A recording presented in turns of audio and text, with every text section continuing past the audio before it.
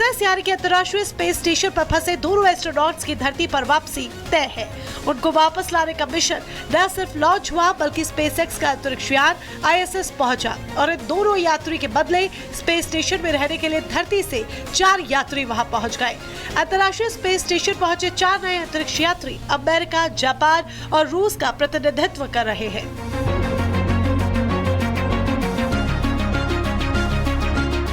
International aeronautic and space administration और SpaceX ने शुक्रवार रात 7:30 बजे अपना क्रू 10 मिशन लॉन्च किया।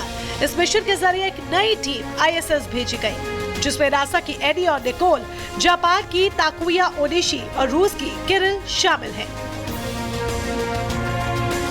इस मिशन का मकसद भारतीय अमेरिकी अंतरिक्ष यात्री सुनीता विलियम्स और बुच विल्मोर को पृथ्वी पर वापस लाना है।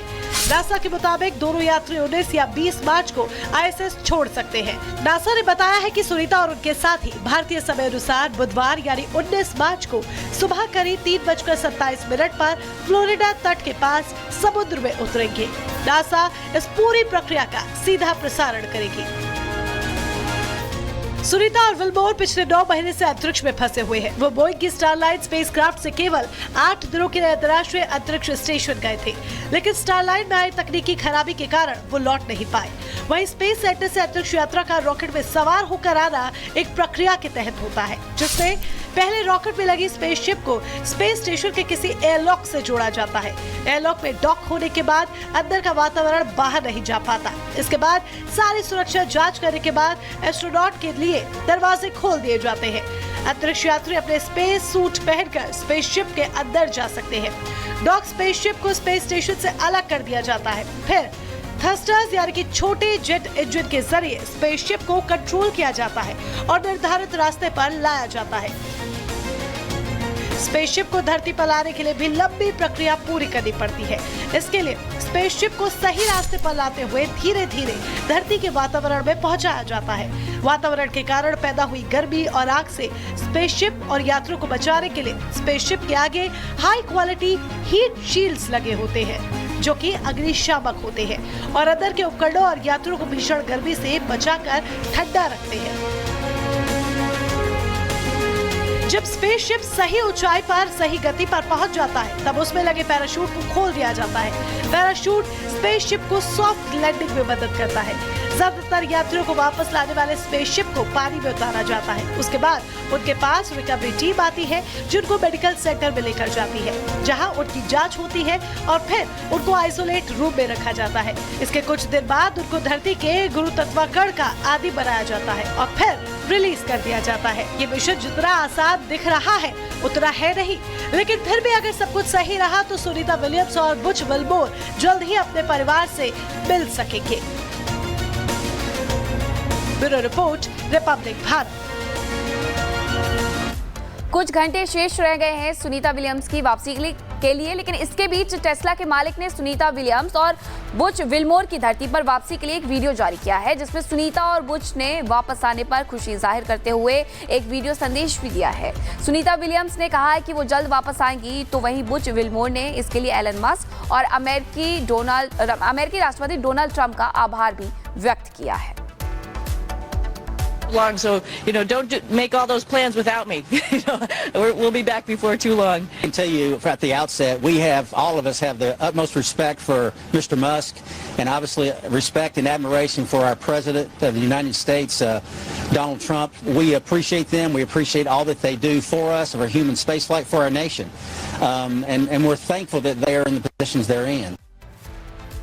और हमारे साथ इसरो के पूर्व वैज्ञानिक मनीष पुरोहित जी जुड़ गए, उनका रुख कर लेते हैं। मनीष, ये जो पूरा प्रोसेस है, कैसे ये प्रोसीजर पूरा किया जाएगा, जरा आसान भाषा में आप हमारे दर्शकों को समझाएं कि सुनीता विलियम्स की खैर वापसी कैसे होगी।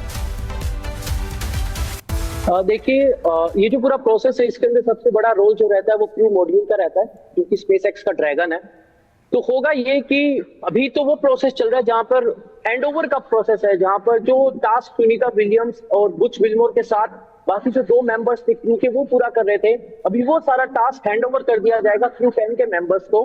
देन क्रू 9 जो 4 मेंबर्स हैं वो सभी के सभी अपने स्पेस सूट्स के अंदर आ जाएंगे ऑन दैट पर्टिकुलर डे, जब डिसाइड होगा चलो 19th को हमें वापस धरती पर जाना है। They will get into the crew module, dragon के अंदर वो बैठेंगे ड्रैगन के सारे पैरामीटर्स को चेक किया जाएगा, फिर उसको रेडी किया जाएगा इस चीज के लिए कि उसके अंदर पावर जनरेशन प्रॉपर हो रहा है, वो सारे सिग्नल्स प्रॉपर ले रहा है, उसके अंदर कोई लीक नहीं हो रही है, उसका जो एनवायरनमेंट है उन एस्ट्रोनॉट्स को सस्टेन करने के लिए वो सब प्रॉपर है, उसके थ्रस्टर्स अच्छे से काम कर रहे हैं, उसके सारे इंजन प्रॉपर वर्क कर रहे हैं, सारे सेंसर्स वर्क कर रहे हैं। सब कुछ चेक होने के बाद धीरे धीरे वो अनडॉक की प्रोसेस में आएगा। अनडॉक होगा तो इंटरनेशनल स्पेस स्टेशन से पीछे खिसक जाएगा, फिर इंजन्स को फायर किया जाएगा जिससे कि उसको थोड़ा सा इंटरनेशनल स्पेस स्टेशन से दूर कर दिया जाए। धीरे धीरे तकरीबन 30 मिनट से 90 मिनट का एक प्रोसेस होता है और वो एकदम अलग हो जाएगा इंटरनेशनल स्पेस स्टेशन से। उसके अंदर एस्ट्रोनॉट्स होंगे, फिर उसके इंजन को फायर करके उसको एक अलग ऑर्बिट में डाल दिया जाएगा जिससे कि वो इंटरनेशनल स्पेस स्टेशन के साथ न घूमे, उससे दूर एक चक्कर काटने लगे धरती का। और जैसे ही स्टिपुलेटेड टाइम आएगा जब उसे वापस री एंट्री करनी होगी धरती में, तब उसका डी ऑर्बिट बर्न करके उसको री एंटर कराया जाएगा। पूरा का पूरा क्रू मॉड्यूल और एटमॉस्फेयर कर रहे हैं। री एंट्री को बहुत ज्यादा मुश्किल समय बताया जा रहा है, डिसाइडिंग फेज बताया जा रहा है इस पूरे ऑपरेशन का, तो उसके बारे में भी बताएं क्योंकि कहा जा रहा है कि जरा भी गलती हुई तो वो भारी पड़ सकती है उस दौरान, री एंट्री के दौरान। देखिए, री एंट्री सबसे टफ पार्ट होता है जब हम वापस धरती पर उतर रहे होते हैं। क्यों? क्योंकि री एंट्री के टाइम पे जो टेम्परेचर है वो हजारों डिग्री में पहुंच जाता है और वहां पर अगर आप याद करें तो कल्पना चावला के टाइम पे री एंट्री के टाइम पे ही एक टाइल छोटा सा उसका पीस वहां से हट चुका था, इसके चलते वो एक बड़ा डिजास्टर हुआ। तो री एंट्री सबसे टफेस्ट पार्ट होता है जब हम एस्ट्रोनॉट को स्पेस से धरती पर वापस लाते हैं। लेकिन देखिए, क्रू मॉड्यूल जो है ड्रैगन का, ये तकरीबन 20 ट्रिप कर चुका है, हाईली सोफिस्टिकेटेड है, वेल प्रूवन है, तो हम ये मान सकते हैं कि टेक्नोलॉजी मैच्योर है और इसमें इन्हें कोई गलती नहीं की होगी। जैसे स्टार लाइनर में काफी छोटी छोटी गलतियां हो गई थी, उसके थ्रस्टर्स में प्रॉब्लम थी, हीलियम लीकेज था, लेकिन यहाँ पर ऐसी कोई भी प्रॉब्लम अभी तक तो सामने आई नहीं है। तो पॉसिबिलिटी तो यही है कि ये बहुत आराम से होगा, बस सारे स्टेप्स को केयरफुली फॉलो करना होगा। बिल्कुल, हर कोई चाहता है कि वो सुरक्षित वापस लौट आए। बहुत शुक्रिया आपका तमाम जानकारी के लिए। खबरों में आगे बढ़ेंगे और बात करेंगे सोशल मीडिया इन्फ्लुएंसर ओरी की, जहां ओरी की गिरफ्तारी हो गई है और ओरी के ऊपर आरोप ये लगे हैं कि कटरा में शराब पी, जिसकी तस्वीरें वायरल हुई। तो सोशल मीडिया इन्फ्लुएंसर ओरी के खिलाफ केस दर्ज कर लिया गया है और बीएनएस की धारा 223 के तहत केस दर्ज किया गया है। ओरी पर निषिद्ध जगह पर शराब पीने का आरोप है। माता वैष्णो देवी क्षेत्र में शराब पर प्रतिबंध है, वहां पर शराब पी थी, जिसके बाद तस्वीरें जो सोशल मीडिया पर वायरल हुई थी उसके बाद केस दर्ज किया गया है। बीएनएस की धारा 223 के तहत कटरा में शराब पीने की तस्वीरें वायरल होने पर यह केस दर्ज हुआ है। कुछ और भी लोग मौजूद थे, उनके बारे में भी बताया जा रहा है कि उन पर भी केस दर्ज किया गया है। माता वैष्णो देवी क्षेत्र, क्योंकि शराब प्रतिबंधित एरिया है और वहां पर निषिद्ध जगह पर शराब पी, इसी वजह से दर्ज करवाई गया था केस और बीएनएस की धारा 223 के तहत ये केस दर्ज किया गया है। तो सोशल मीडिया इन्फ्लुएंसर ओरी की मुश्किलें बढ़ते हुए। बीजेपी ने ओरी के खिलाफ कड़ी कार्रवाई की मांग रखी है और इसी को लेकर कुछ रिएक्शंस भी सामने आए, सुनवा रहे हैं।